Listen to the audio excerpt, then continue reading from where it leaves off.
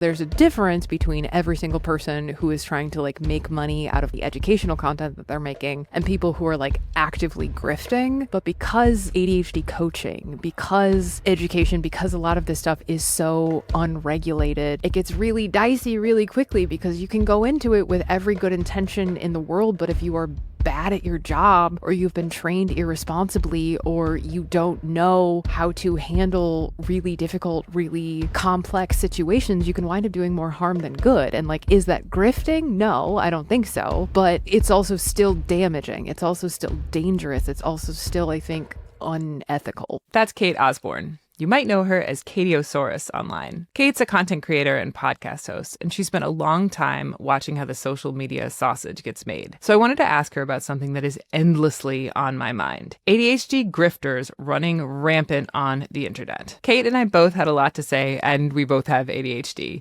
So without further ado or voiceovers, today on Hyperfocus, a conversation on social media, ADHD grifters, and how to, hopefully anyway, be better online with Cate Osborn.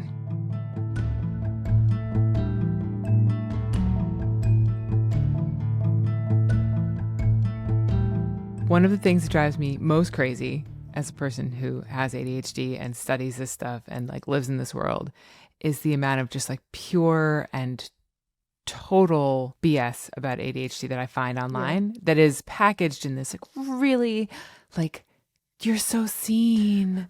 It's so true. Like, I mean, I relate so much. And you're like, none of these things are helpful. None of these things are real. Just because they look and feel good doesn't mean they have any like validity at all. And every time I would bring it up with people, they'd be like, yeah, but it's the internet, like, you know, blah, blah, blah. But like the more you look into it and the more I've researched all of this, the more enraged I've gotten. Yeah. And I feel like you were one of the people where I was like, Cate's going to be mad about this as I am. And you also live in this world in a way that I don't. Yeah. I mean, I get really angry, and I get really angry because I think there's like a way of presenting information that is educational. There's a way of presenting information that is responsible and ethical and based in scientific truth. And then there is a way of presenting information in order to generalize, in order to dilute, in order to create the widest possible net, the widest possible audience, the like hashtag I do that, and then use that to profit. And that is where I think I get the most frustrated because I am a creator. I talk about ADHD online, and I want to be so honest going into this. Like, there have also been times when I have made mistakes. There have also been times when I have broadly generalized or broadly, you know, confidently stated something which is patently not true. But there is, I think, a difference of doing that inadvertently, or like you could have maybe thought a little bit better about how you phrase the video, or, you know, that kind of thing, and intentionally doing it because you want to sell the most supplements or sell the most, you know, like vitamin powder or like whatever the thing may be. And that's the part that I get frustrated about, because if like I just like straight onto the soapbox, like no, just like straight into it. Up. It's, you know, like when you look at statistics, when you look at the breakdown of neurodivergent ADHD population, you see that we make less money. We are less stable in our employment, in our financials, in our just like ability to exist under capitalism. And so I think that there is a big component of it that is targeting desperate people, uninformed people, undereducated people in order to get that income, in order to get that money. And that to me is gross. That to me is so bad. It's just bad. It's just a bad thing. But it's frustrating because I see it all the time. And exactly like you just said, it gets excused. It gets like, oh, it's the internet. You only have 60 seconds. You know, how specific can you be? And it's like, okay, well, if you can't be specific in 60 seconds, maybe you need to make a 10-minute video. If you can't be specific, if you can't educate in the time that you have, then you should be doing it in a different way. And that's one of the reasons why I have started making longer form content and longer form videos, because saying everything that I need to say in 60 seconds is sometimes impossible. And like the ethical considerations of that, weighing them against like, am I going to get punished by the algorithm because I made a 7-minute video as opposed to a 59-second video, or, you know, video. That's stuff that I think a lot of people, I don't want to say don't think about, but there are choices being made in how content is made and produced and targeted that just, I don't know, it starts to feel really predatory really quickly, I think is what I'm trying to say, very roundaboutly. No, I mean, you touched on so much in that feels like very, very deep, and like it touches all the different parts of this that I find really concerning. Not just here are people who are creating things and they're doing it because it feels like, you know, kind of enjoyable or exciting. It's like there's a profit motive behind a lot of this, especially on TikTok. Like that is basically a sales platform to my knowledge. At this point, yeah. But I want to ask you, because Cody is asking me to ask him.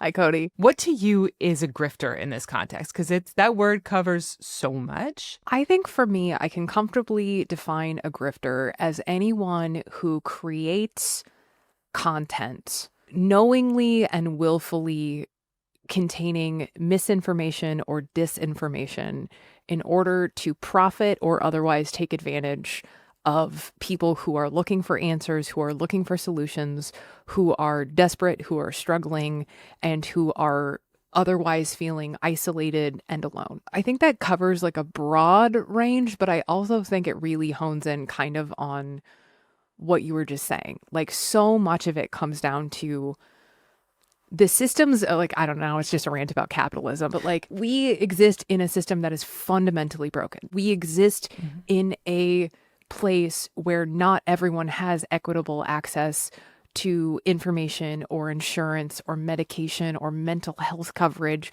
or any of the things that we actually need to get through the day. And that's outside of things like community support and family support and friends and, you know, like that kind of thing as well. Because I don't know, I feel like I'm just going all over the place. But, you know, we talk about like the male loneliness epidemic with this sort of like wink and a nod. But it's like, I also see women lacking community. I also see just people, regardless of gender, who are dealing with profound loneliness, with profound isolation, with a profound lack of community. And what does social media give? What does social media do?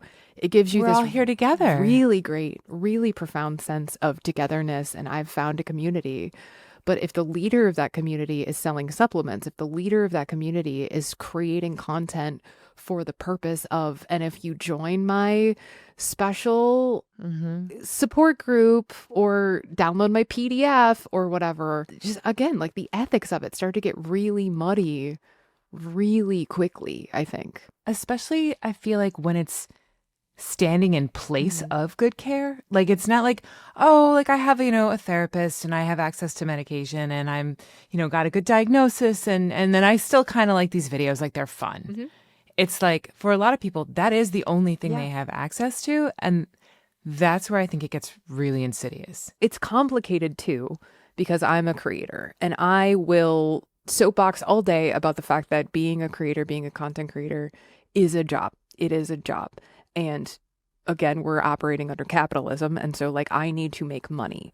And so, you know, there are also places where, you know, sometimes join my ADHD coaching group or download my PDF, like that is a way to supplement income. And so there's a difference between every single person who is trying to like make money out of content or support themselves, support their family in the educational content that they're making, and people who are like actively grifting.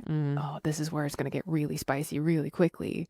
But because ADHD coaching, because education, because a lot of this stuff is so unregulated and kind of just the wild, wild west in terms of like, what are your qualifications? Where are you getting your training? Who is training you? What are their values? What are their morals? What are their ethics?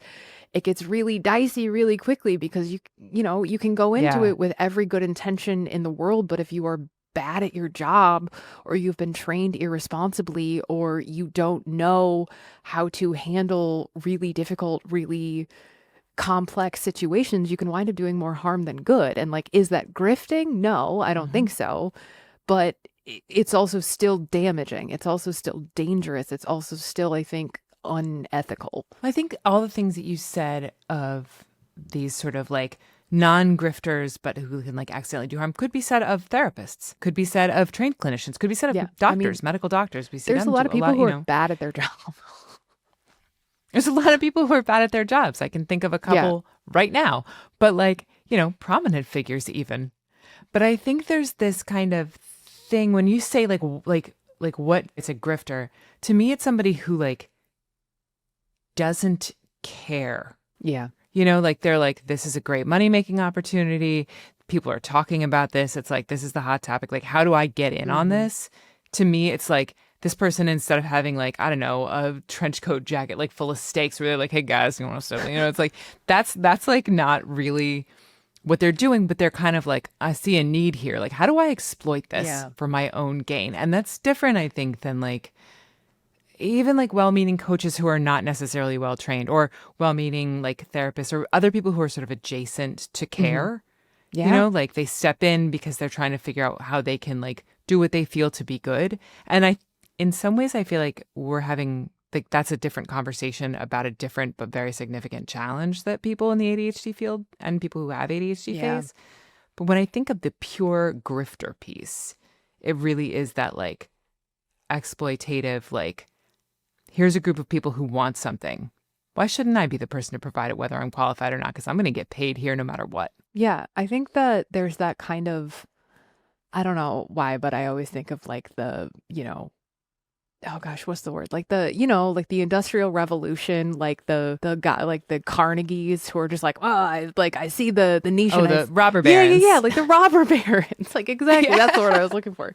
That's like kind of like it's like social media has created this new sort of robber baron who is coming into this space and saying like, all right, well, you got a problem, kid, I can solve it. And it's like, can you?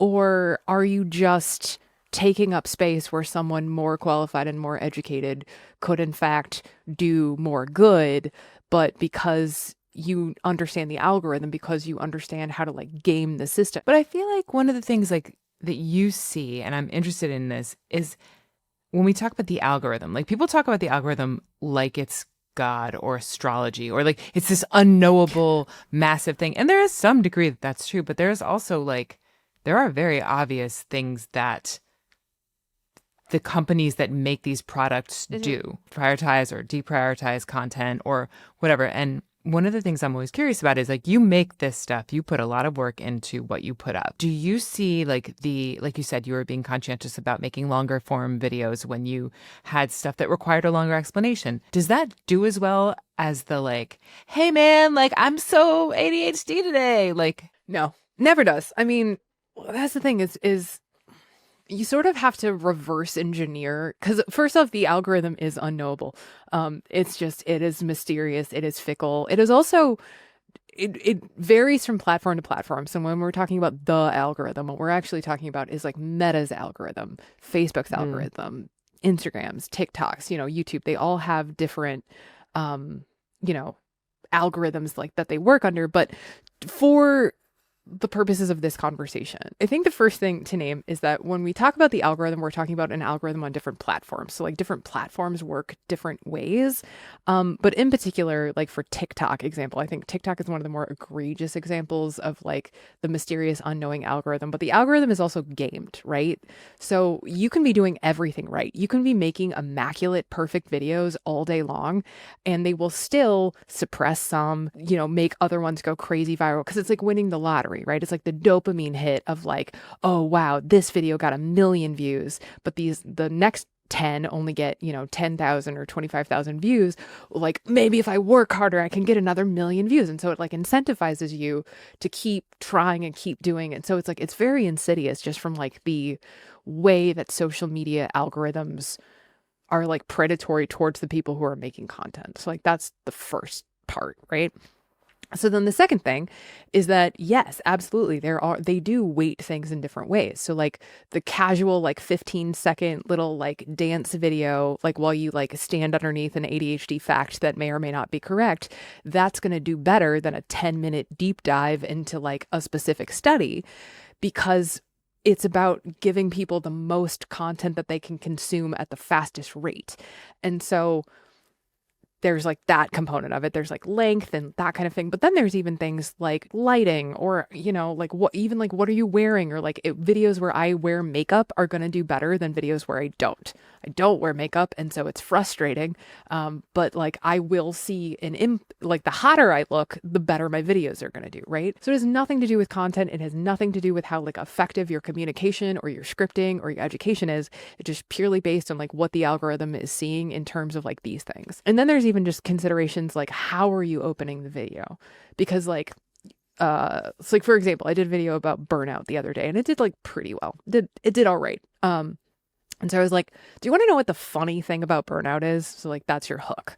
But like you can also say one of the things that sucks the most about burnout, or you can say if you're struggling with burnout, something that you might want to know is, you know, you have all of these like hooks. It's complicated and it's frustrating because to be an educator, to be somebody who is helping, you also kind of have to participate in the system. And you have to think about like, what's the hook that's going to get people? Like, what's the interesting thing that I can be doing in this video to keep people's attention? And so sometimes it's something weird. Sometimes it's like baking cookies, or sometimes it's like dressing up in silly costumes, or like doing all this different stuff. And people look and go, well, how is this educational? And it's like, oh, it's not. The costumes are not educational, but I have to do this in order to... It's the delivery system. Yeah, in order to sort of like beat the final boss that is the delivery system in order for people to see my... I don't know where I was going with any of that, but like... No, that all makes sense to me. But like, I think one of the things that's fascinating to me about that is like, there is some element of real life in all of that, right? Like, if somebody seems relatable or more engaging, like you might be more likely to choose them as your therapist or your doctor or your friend or somebody you want to have a conversation with. Likewise, like if there's a good hook in an article I write, people are more likely to read it. And, you know, we have to game SEO headlines to make sure that the content that we create gets seen, period. This could be the most educational article I've ever written. It pulls on 50 studies. It's perfect. But if it doesn't have, you know, 5 things you need to know about ADHD grifters, it's possible no one will ever read or see it. Right.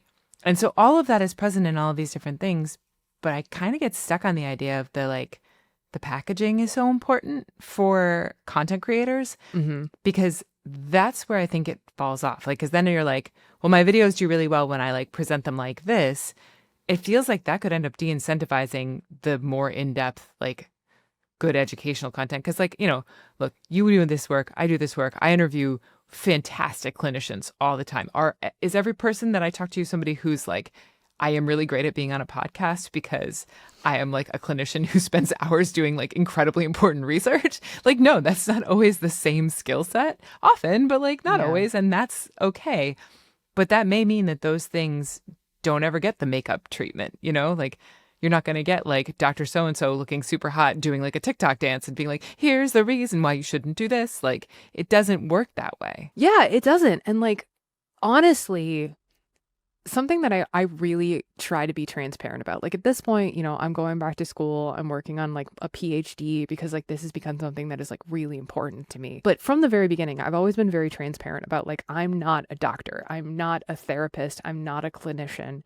I am a nerd whose background is in academia, whose special skill, whose hyperfocus, whose interest happens to be explaining stuff.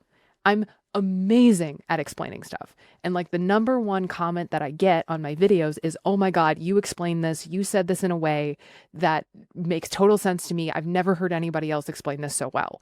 And I don't say that to be like, oh my God, I'm so good at making content. But it's important to name that because that's the skill.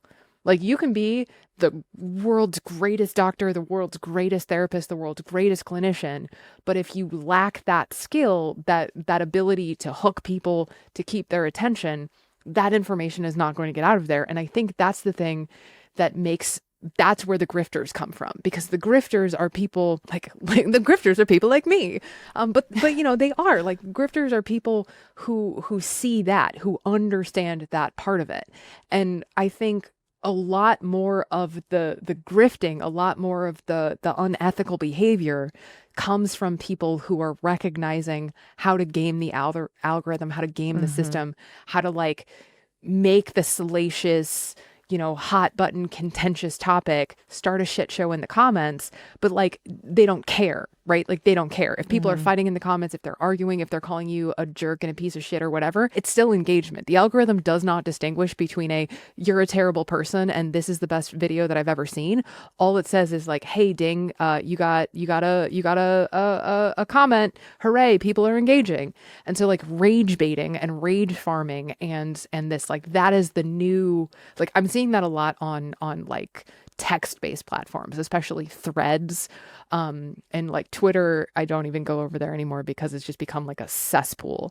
But Threads is becoming, especially in like the ADHD neurodivergent space, a lot of rage baiting, a lot of clickbaiting, a lot of asking really, I don't want to say dumb questions because that's rude, but like questions that they clearly know the answer to, but they are asking in a way that is going to get them a ton of engagement and a ton of views and a ton of likes, but it's all unethically sourcing people in order to sell their thing, or like, and I'm an ADHD coach, so like if you want help with this, and it's, I don't know, it's sketchy. It's just also sketchy, I guess. Well, it's sketchy, and it also has like a materially bad impact on people who are in need. Like, I think this is why, like, if you're going to get grifted into buying makeup, I honestly don't care. Sure. Yeah. Right? Like, that's the lipstick you thought you were going to get doesn't look as good on you as it did on the creator. Like, well, that's advertising, babe.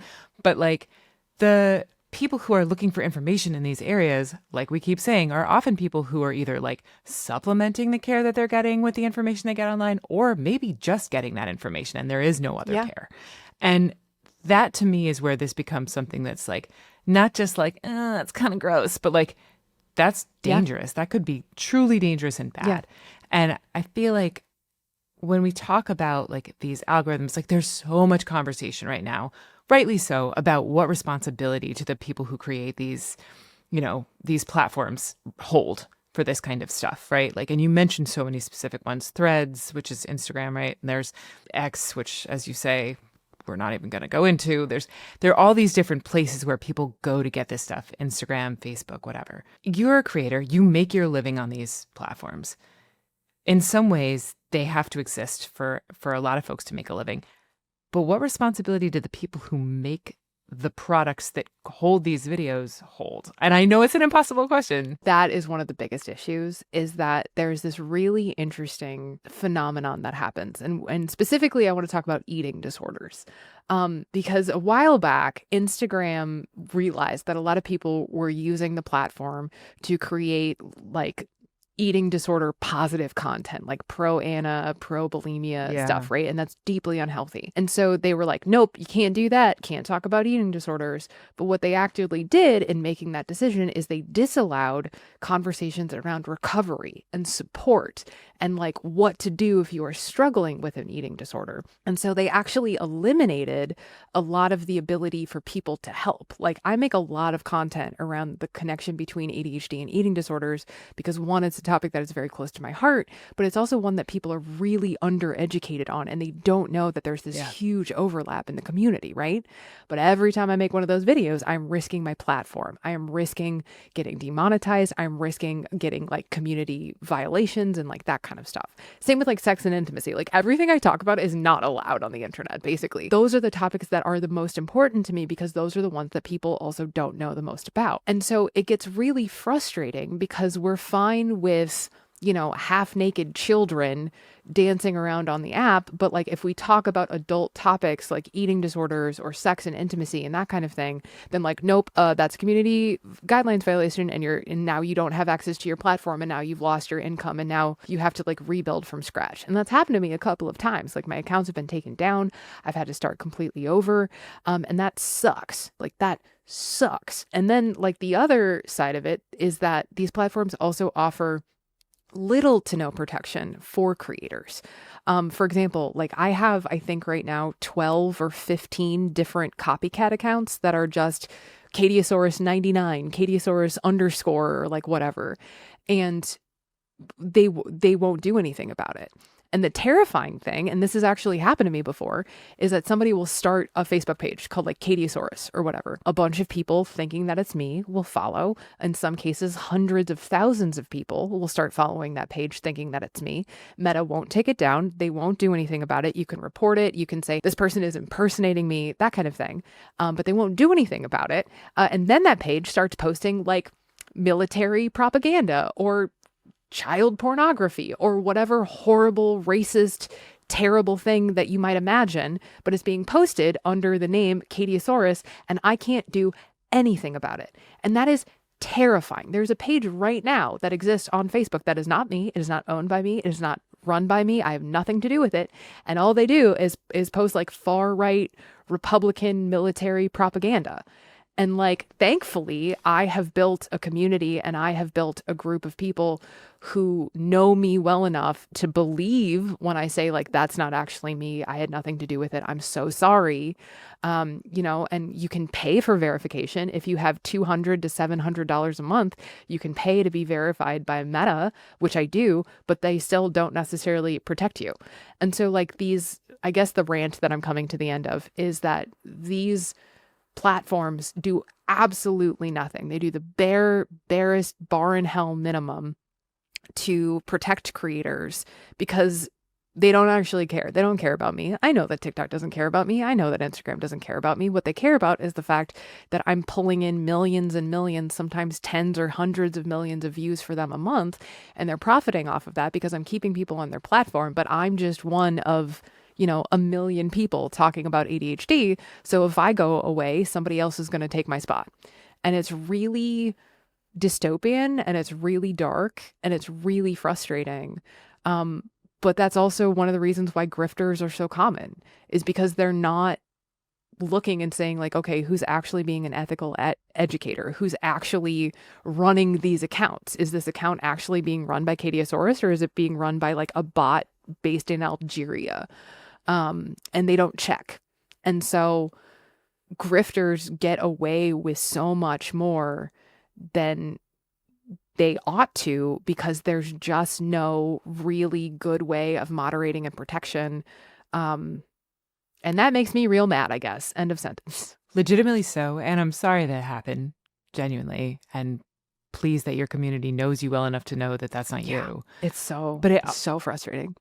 It sounds like honestly can't even imagine, because these platforms don't necessarily take like a heavily involved hand, and because things like that can happen. People can steal your account, even from someone taking your password to someone doing what you just described, setting up an entirely different page, or just like the interest in a subject changing and the eye of Sauron turning towards something different. Yep. Or you put up a video and you think you're doing a good job and then it turns out it gets you banned, whatever it is, all these different things. If you are a grifter, if you are just like dipping a toe into what seems popular to see how much engagement you can get and how much money you can make because of that, and you're like, okay, well, that didn't work out. I start a new account. I come in with something else.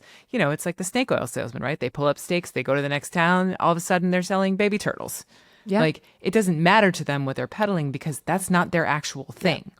Yeah. There's no incentive to like truly be deeply immersed in a topic or a mission, because when it's no longer the popular thing or something like what happened to you happens, you're just like, okay, well, I guess I'll just do something else. This is too much trouble now. And that ends up, I think, with a lot of people just putting out like whatever old thing comes to their mind as long as it gets engagement. And with ADHD, because the symptoms are so vast and vague to a lot of people, especially if you don't really understand it, you can do all kinds of stuff with that. Yeah.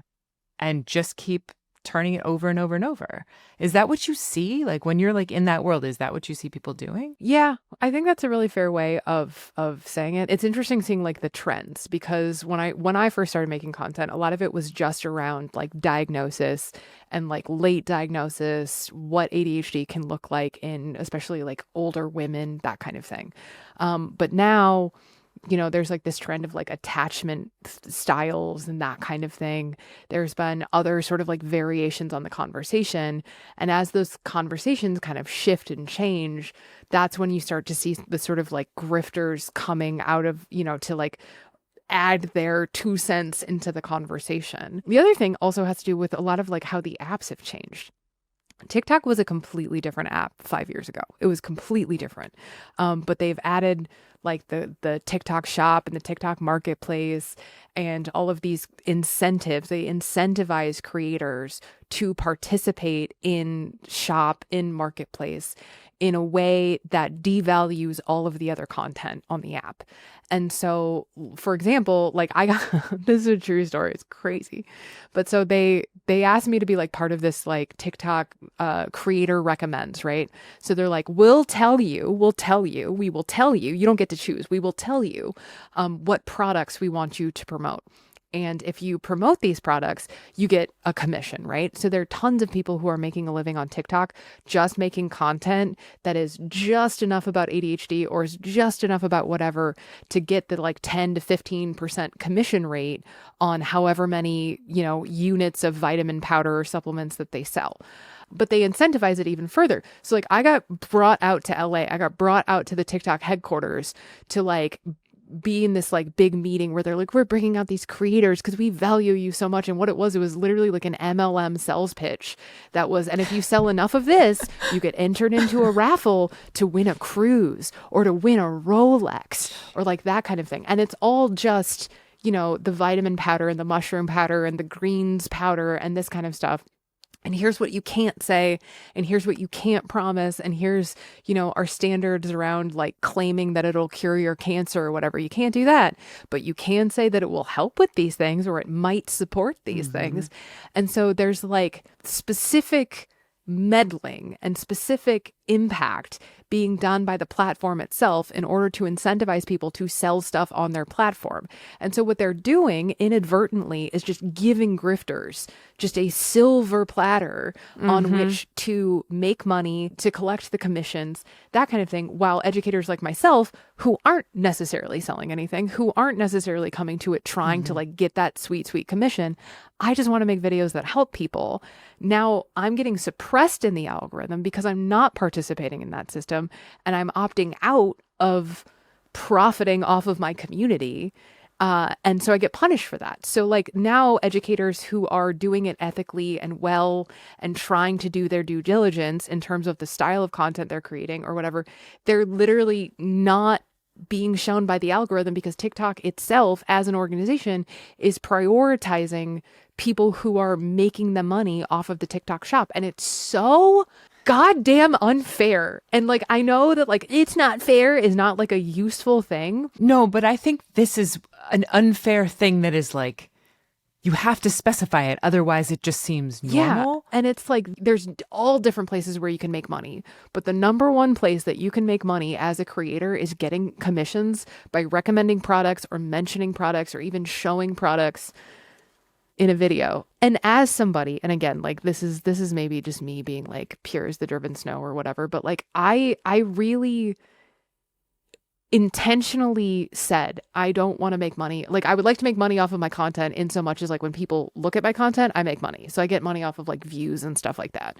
So I want to make good content. I want to make educational content, but like, I don't want to paywall my content. I don't want people to feel like they have to buy something in order to earn access to my content.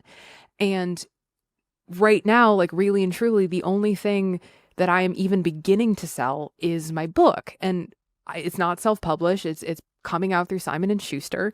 And so like that has even been kind of strange because TikTok doesn't even like, if you're not selling through TikTok shop, they still don't want you talking about your stuff. So even when I'm like, I have this book coming out, because the book is not yet out, it can't be sold in the TikTok shop because they don't do pre-orders. So even trying to like ethically bring people to my content to be like, hey, I did do this thing and you can pre-order this book if you like, they're still deprioritizing that over self-published or otherwise created things that already exist, whether or not they are well written or useful in any way, shape, or form. Well, like, I mean, this is a hard follow to the deeply dystopian world that we have been inhabiting for this entire interview. But is there any hope? Like, is there any place where like we can't count on the platforms? Yeah. They are not, there's no incentive for them to change the way that they incentivize behavior, right? But like as consumers of social media, which we all Mm-hmm. are basically at this point, I would say, whether it's deeply or casually, whatever, like you can't really avoid Yeah. it. How, as someone who's seen it from behind the curtain, can people on the other side consume content in like a more thorough or thoughtful way that like does something to circumvent the grifters? Or is that even possible at all? I definitely think it is. I think some of it is really putting on your critical analysis hat when you are looking at content. There are several big creators in the neurodivergent space who are essentially nothing but call out creators. Like their whole brand, their whole thing is just this person said something in a way that I don't particularly like. And so we're all going to pile on this person and criticize them and get mad. If that's the kind of content you are consuming because it is part of the sort of like neurodivergency online conversation, ask yourself, what are they getting out of it, right? Like what are they actually protecting the community? Are they actively advocating for the community, or are they trying to make themselves the biggest fish in the pond by ousting people who they feel threatened or otherwise opposed to, I guess. The second thing is you know, looking for creators who are citing sources, who are citing studies. That's a big thing. Again, not to like toot my own horn, but like that's something that I always do is like if I'm referring to a study, it is screenshotted in the background behind me because I want people to be able to go to that study and say, hey, Kate, actually, you misinterpreted this, or like this is actually not a great explanation. Citing studies, talking about studies, being aware of just the messaging, right? Are you less than? Are you broken? Being aware of the way that they talk about neurodivergency, the way that they focus on, is it all based in like struggles and everything is bad and you're broken and life is terrible and nobody accepts us, and so you know, or is it coming from a place of education and support and giving you skills? There's I've been guilty of this too, but there's so many videos that's like, here's a terrible problem that a lot of people have, bye, and it's like, okay, well, who is that helping, right? Right. The other thing, and I think the most important thing, is that once you find a creator who you respect, who you admire, whose content is something that is helping you, figuring out where they are keeping their information. In particular, joining newsletters, signing up for like Patreons, that kind of thing. That is such a powerful way to support creators, especially right now. We're seeing this really interesting turn in social media where like influencer culture is kind of dying. And I think that's sort of a direct response to like the economy and the way that people are struggling. But what that means is that a lot of creators like myself who aren't necessarily quote unquote like influencers, we're also seeing our numbers go down. We're also seeing our ability to get our messaging and our education out there. And so joining a newsletter, being able to be in direct contact with that creator in a space that they own, going to their website, that kind of thing, that's really important and really, really crucial to keeping those creators able to work and able to give you the content that you are enjoying. Thank you so much to Cate for coming on today. Cate is going on tour across the U.S. starting in spring, and she's also got a new book coming out. It's called The ADHD Field Guide for Adults, and you can pre-order it now. And she hosts a Sorry I Missed This podcast for us here at understood.org. We'll have links to Cate's website and tour dates and her podcast in the show notes. Have a great week.